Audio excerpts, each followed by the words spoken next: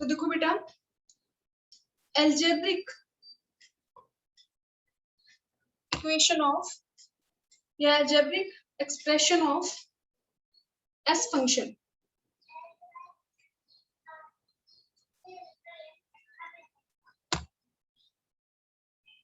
S equal to C bar minus का C bar plus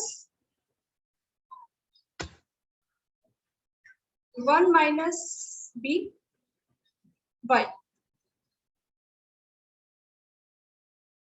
ये हमारी एल्जेब्रिक इक्वेशन है सेविंग फंक्शन की। S means saving, C bar minus का means when y equal to 0, जब income 0 है तो इस लेवल पे जो भी कंजम्पशन एक्सपेंडिचर होता है उसको हम डिनोट करते हैं सी बार से। तो ये जो माइनस का सी बार है, जब हमारी इनकम 0 है और 0 इनकम पे जो भी हमारा कंजम्पशन एक्सपेंडिचर होता है उसको हम डिनोट करते हैं सी बार से। तो फॉर एग्जांपल, अगर हमारी इनकम है 0 और 0 इनकम पे जो हमारा कंजम्पशन एक्सपेंडिचर है वो है 20, तो हमें पता है कि जो इनकम है इसके दो पार्ट होते हैं, y equal to c plus s, कि जो भी इनकम है या तो उसको हम कंज्यूम करते हैं या जो पार्ट उसका हम कंज्यूम नहीं करते वो हमारी सेविंग्स होती है। तो अगर हमें सेविंग्स कैलकुलेट करनी है तो S equal to Y minus C. अगर हम इनकम में से कंजम्पशन एक्सपेंडिचर को लेस कर दें तो हमारी क्या आ जाएंगी, सेविंग्स। तो जब इनकम 0 है और जो सी बार की वैल्यू है यानी कि जो कंजम्पशन एक्सपेंडिचर है वो 20 है, तो इट मीन सी बार हमारा है 20। और जब इनकम 0 है और कंजम्पशन एक्सपेंडिचर 20 है तो सेविंग्स हमारी क्या होंगी, y माइनस सी। y की वैल्यू हमारी है 0, कंजम्पशन एक्सपेंडिचर की वैल्यू हमारी है 20, तो सेविंग्स हमारी आ जाएंगी -20। तो सेविंग इक्वेशन का जो ये फर्स्ट पार्ट है ये हमारा क्या है, जो ऑटोनोमस कंजम्पशन एक्सपेंडिचर है, यानी कि जब इनकम हमारी 0 है तो जो कंजम्पशन एक्सपेंडिचर है, अगर इनकम में से हम कंजम्पशन एक्सपेंडिचर लेस कर दें तो हमारा क्या आ जाएगा, सेविंग्स की नेगेटिव वैल्यू। इसीलिए जो हमारा सी फंक्शन है, C equal to C bar plus में बी वाई, तो सी फंक्शन में हम जो यूज कर रहे हैं ऑटोनोमस कंजम्पशन एक्सपेंडिचर, सेम वही वैल्यू हमारी यूज होगी सेविंग फंक्शन में, क्योंकि ये सी बार क्या है, autonomous consumption expenditure, then income is 0। और जब इनकम 0 है तो उस केस में हमारी जो सेविंग्स होंगी वो हमारी क्या होगी, माइनस का सी बार, यानी कि जो कंजम्पशन एक्सपेंडिचर की वैल्यू है वही वैल्यू यहाँ पे आएगी। सी फंक्शन में ये वैल्यू पॉजिटिव थी लेकिन सेविंग्स में ये वैल्यू हमारी क्या आ जाएगी, negative.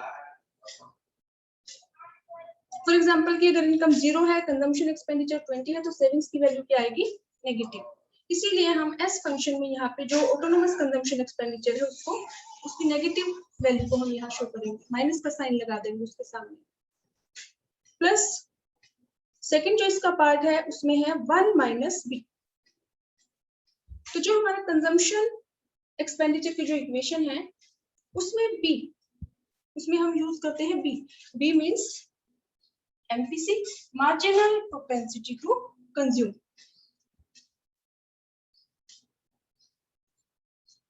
MPC means part of additional income which goes to consumption expenditure। तो B को हम MPC भी लिख सकते हैं, तो यहाँ पे B हमारा क्या है, MPC। तो सी फंक्शन में हम यूज कर रहे हैं marginal propensity to consume MPC, जिसको हम डिनोट कर रहे हैं बी से। तो सेविंग फंक्शन में जब हम कंजम्पशन फंक्शन में एमपीसी यूज कर रहे हैं तो सेविंग फंक्शन में हम क्या यूज करेंगे, एमपीएस। तो इसीलिए हमने यहाँ पे सेविंग इस इक्वेशन में हमने यूज किया है 1 minus B. 1 minus B means MPS.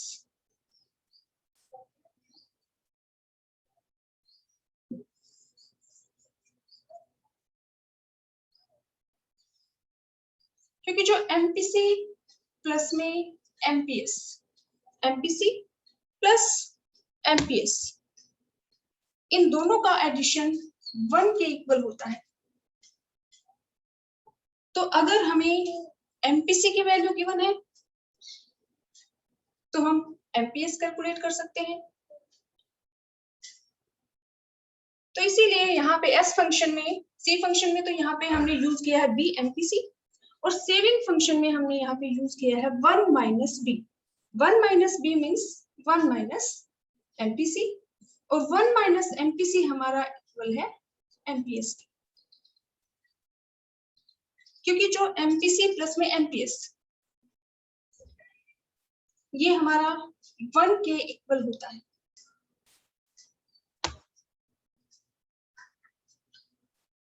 कैसे होता है 1 के इक्वल? जो एमपीसी है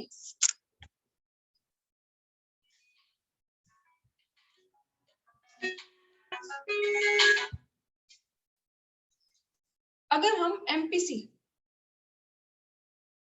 के लिए हम यूज कर सकते हैं डेल्टा सी अपॉन में डेल्टा वाई। एमपीसी हम कैसे कैलकुलेट करते हैं? Change in C upon change in Y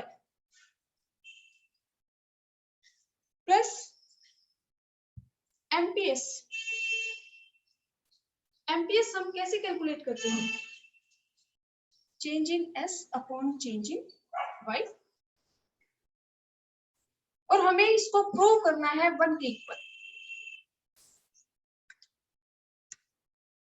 तो अगर हम इन दोनों का एलसीएम लें तो हमारा आ गया चेंज इन वाई, और यहाँ पे हमारा आ जाएगा चेंज इन सी प्लस में चेंज इन एस। और हमें पता है कि जो हमारी इनकम है वो हमारी इक्वल होती है सी प्लस एस के। तो जो डेल्टा सी प्लस में डेल्टा एस यानी कि चेंज इन सी प्लस में चेंज इन एस, अगर हम इन दोनों का एडिशन करें तो ये वैल्यू हमारी आ जाएगी चेंज इन वाई अपॉन में चेंज इन वाई, क्योंकि सी और एस दोनों का एडिशन हमारा क्या है, इनकम, और ये चेंज इन है तो यहाँ इन दोनों का एडिशन की वैल्यू हमारी आ जाएगी change in Y upon change in Y. तो अगर हम इनको कट करें तो हमारी वैल्यू किसके इक्वल आ जाएगी, 1 की। सो इट इज प्रूव्ड कि जो एमपीसी है प्लस एमपीसी दोनों का एडिशन 1 के इक्वल होता है। तो अगर हमें एक वैल्यू पता है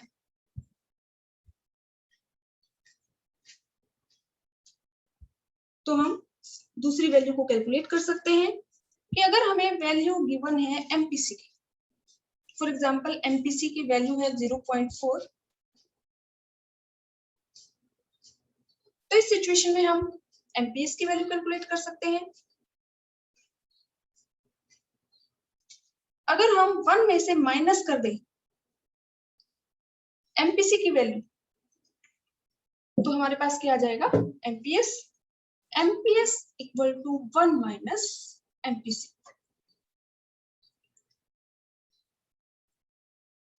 1 माइनस एमपीसी की वैल्यू है 0.4, 0.4, तो एमपीएस की वैल्यू हमारी आ गई 0.6।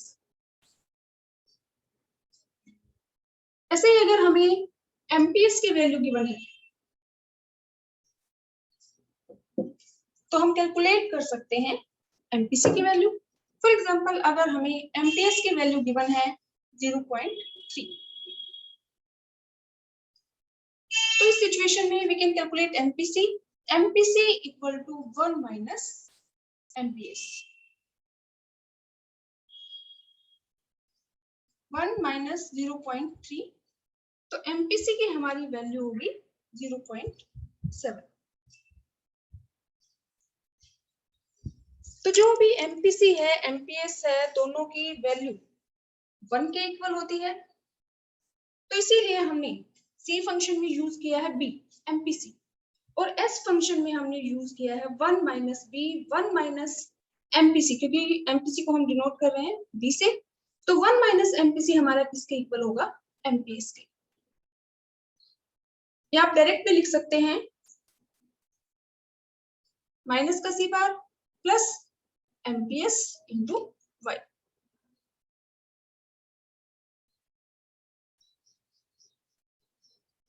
तो सी बार हमारा क्या है? जब इनकम 0 है तो उस सिचुएशन में जो भी हमारी सेविंग्स होती हैं वो सेम वही वैल्यू होती है जो ऑटोनोमस कंजम्पशन एक्सपेंडिचर की होती है. बस उस ऑटोनोमस कंजम्पशन एक्सपेंडिचर की वैल्यू हमारी पॉजिटिव होती है और सेविंग में वही वैल्यू हमारी क्या होगी? Negative value. तो इसीलिए हमने यहाँ पे यूज किया माइनस का सी बार प्लस सी फंक्शन में हम यूज करते हैं बी एमपीसी, और सेविंग फंक्शन में हम यूज करते हैं एमपीएस, और एमपीएस हमारा इक्वल है 1 माइनस बी की. और जो वाई है ये हमारी वैल्यू है income.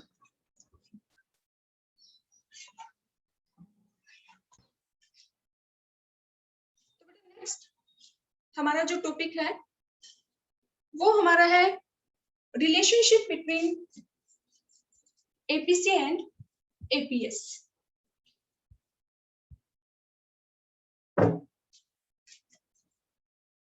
APC plus APS equal to 1. APC को हम कैलकुलेट करते हैं C upon Y, average propensity to consume. Means total income का कितना पार्ट जो हाउस होल्ड सेक्टर है वो कंज्यूम करता है. तो एपीसी को हम कैलकुलेट करते हैं C अपॉन वाई प्लस जो एपीएस है एवरेज प्रोपेंसिटी टू सेव, कि जो भी हाउस होल्ड सेक्टर है वो अपनी टोटल इनकम का कितना पार्ट सेव करते हैं. यानी कि एपीएस जो है वो रेशो है एस अपॉन वाई. और हमें प्रूव करना है कि जो एपीसी है और प्लस में एपीएस ये हमारा इक्वल होता है 1 के. तो APC equal to C upon Y plus APS equal to S upon Y. अगर हम इनका एलसीएम लें तो ये हमारा आ जाएगा y, और यहाँ पे हमारी वैल्यू होगी c प्लस में s. और हमें पता है कि इनकम के सिर्फ 2 ही पार्ट होते हैं c प्लस में s, कि इनकम को या तो हाउस होल्ड सेक्टर या हम कंज्यूम करते हैं, और जो पार्ट हम कंज्यूम नहीं करते वो हमारी सेविंग्स है. तो c प्लस s इक्वल है y के, y अपॉन y. तो ये हमारा इक्वल होगा 1 की. तो अगर आपसे रिलेशनशिप पूछा जाए कि relationship between MPC and MPS, तो किसके इक्वल है? 1 के. हमें प्रूव करना है कि जो भी एमपीसी है प्लस में एमपीएस है वो 1 के इक्वल होता है. ऐसे ही अगर रिलेशनशिप पूछा जाए एपीसी और एपीएस में, तो हमें यही एक्सप्लेन करना है कि एपीसी प्लस में एपीएस इज इक्वल टू 1. हमें इक्वेशन पता है कि एपीसी को हम कैसे कैलकुलेट करते हैं सी अपॉन वाई, प्लस में एपीएस को हम कैलकुलेट करते हैं एस अपॉन वाई. तो जो भी सी प्लस एस है ये हमारा इक्वल है y के, y upon Y equal to 1. तो अगर हमें वैल्यू पता है एपीसी की, तो हम कैलकुलेट कर सकते हैं APS. APS equal to 1 minus APC. और अगर हमें एपीएस की वैल्यू पता है, we can find out APC. APC equal to 1 minus APS. अगर हमें एमपीएस की वैल्यू पता है तो हम एमपीसी फाइंड आउट कर सकते हैं। और अगर हमें एमपीएस की वैल्यू गिवन है तो हम एमपीएस फाइंड आउट कर सकते हैं।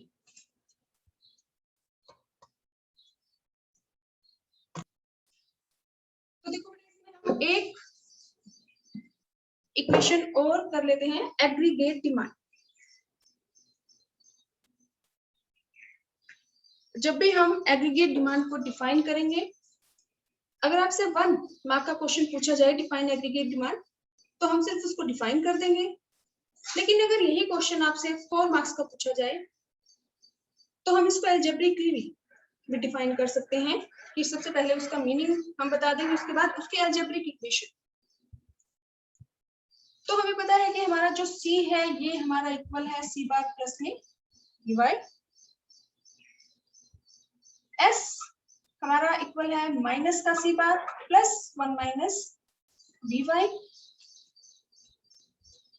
और एग्रीगेट डिमांड हमारी इक्वल है, यानी कि एग्रीगेट डिमांड की जो कंपोनेंट है वो हमारे हैं C plus I plus G plus X minus N.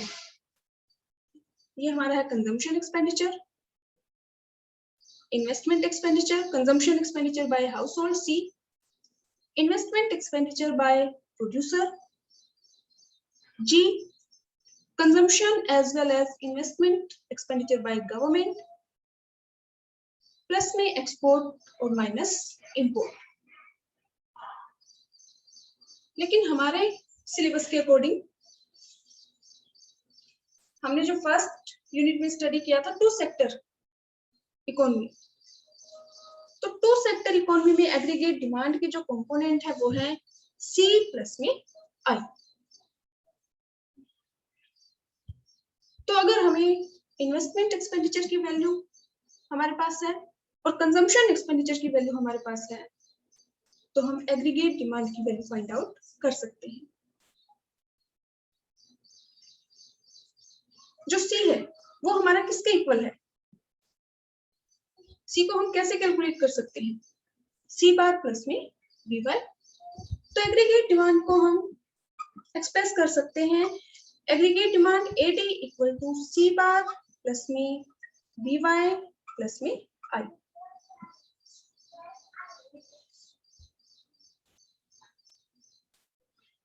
C bar plus B Y ये हमारा किसके इक्वल है? कंजम्पशन एक्सपेंडिचर के सी के। तो हमने यहाँ पे सी की जगह पे ये यूज कर दिया सी बार प्लस में बी वाई। जो आई हमारी है, वैसे इन्वेस्टमेंट के बारे में हम एक्सप्लेन में स्टडी करेंगे हमारे नेक्स्ट चैप्टर में, लेकिन जो आई है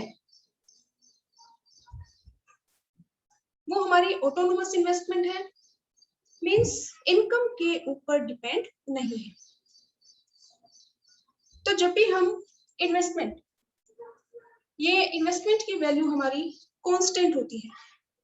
फॉर एग्जांपल ये हमारा है y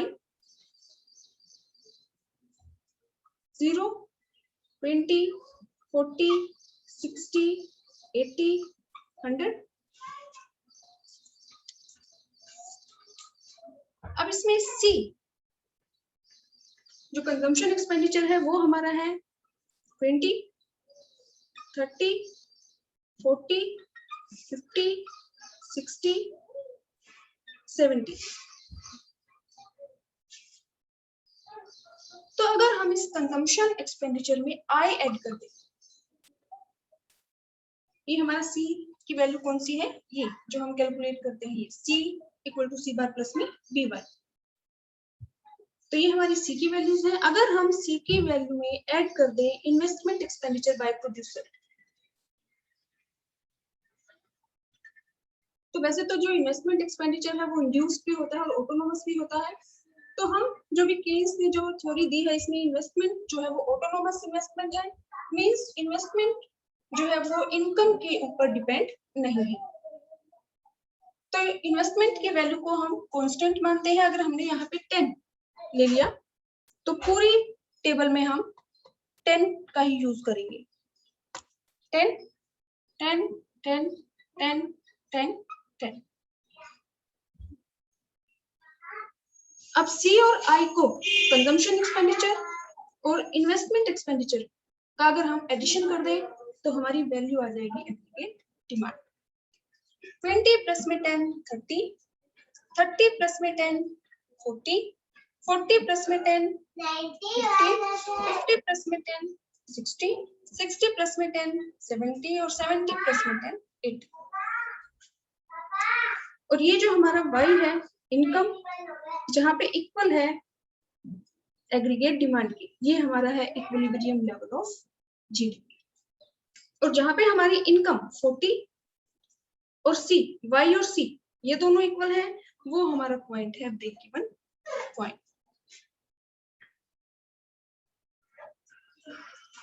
तो एग्रीगेट डिमांड हमारी किसकी इक्वल है? सी प्लस आई की। सी हम कैलकुलेट कर सकते हैं सी बार प्लस में बी वाई, और आई जो हमारी है उसकी वैल्यू हमारी कांस्टेंट है।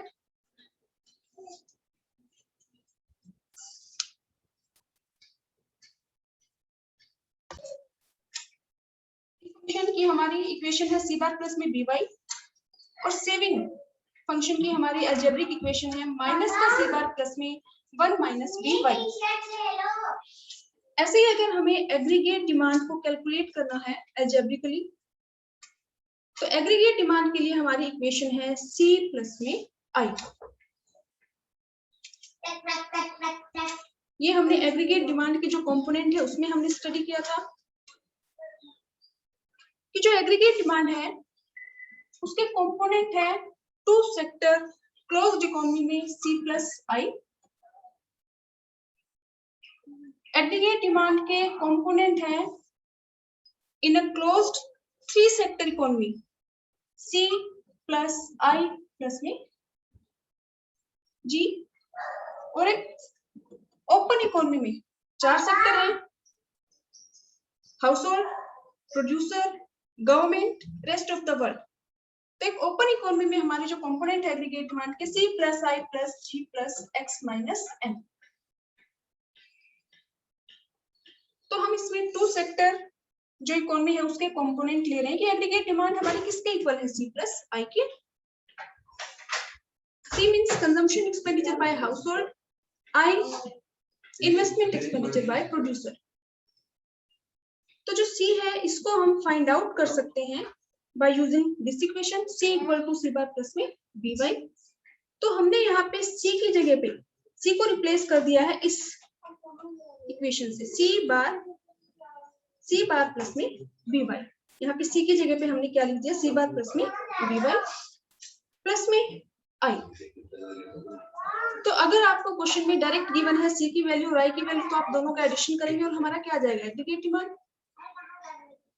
लेकिन हो सकता है कि क्वेश्चन में आपको कंजम्पशन एक्सपेंडिचर की वैल्यू गिवन ना हो, इसके बजाय आपको ये इक्वेशन दे रखी हो, या फिर हो सकता है आपको एग्रीगेट डिमांड कैलकुलेट करनी है और आपको सेविंग की इक्वेशन दे रखी हो। तो आपको इसको कन्वर्ट करना है सी की इक्वेशन में, और सी की इक्वेशन का यूज करके हम कैलकुलेट कर लेंगे सी की वैल्यू, प्लस उसमें हम कर देंगे इन्वेस्टमेंट एक्सपेंडिचर।